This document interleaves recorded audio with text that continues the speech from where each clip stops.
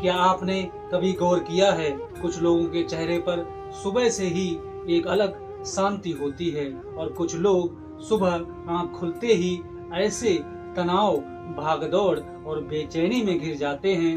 कहा जाता है, सुबह उठने के बाद पहले कुछ मिनट पूरे दिन की दिशा तय करते हैं। पुराने समय में बड़े बुजुर्ग एक बात कहा करते थे कि सुबह उठते ही इंसान जो पहली ऊर्जा ग्रहण करता है उसका असर उसके पूरे दिन पर पड़ सकता है।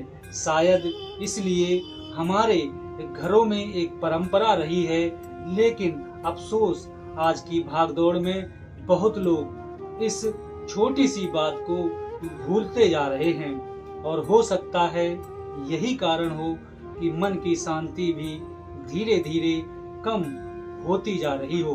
तो आखिर वो काम क्या है?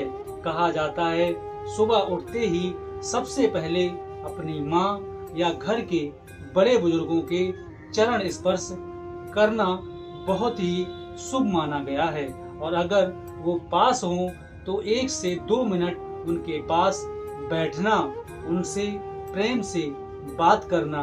कई लोग मानते हैं कि इससे मन को शांति मिलती है, आशीर्वाद मिलता है और दिन की शुरुआत सकारात्मक महसूस हो सकती है, क्योंकि कई बार सिर्फ 2 अच्छे शब्द भी पूरे दिन का मन बदल देते हैं। और ये बात सिर्फ बेटों के लिए ही नहीं कही जाती, बहुत से घरों में बहुओं को भी एक बात समझाई जाती थी कि सुबह उठकर अगर सास ससुर का आदर किया जाए, उनका आशीर्वाद लिया जाए तो घर की ऊर्जा धीरे धीरे बदलने लगती है।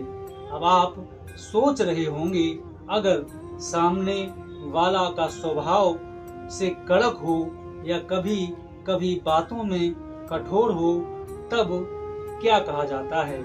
सम्मान और अपमान धीरे धीरे सबसे कठोर दिल पर भी असर छोड़ जाते हैं। हो सकता है शुरुआत में फर्क ना दिखे, लेकिन कई लोग मानते हैं कि जब कोई इंसान रोज आदर, प्रेम और सत्कार करता है और नम्रता भी दिखाता है तो रिश्तों की दूरी कम होने लगती है।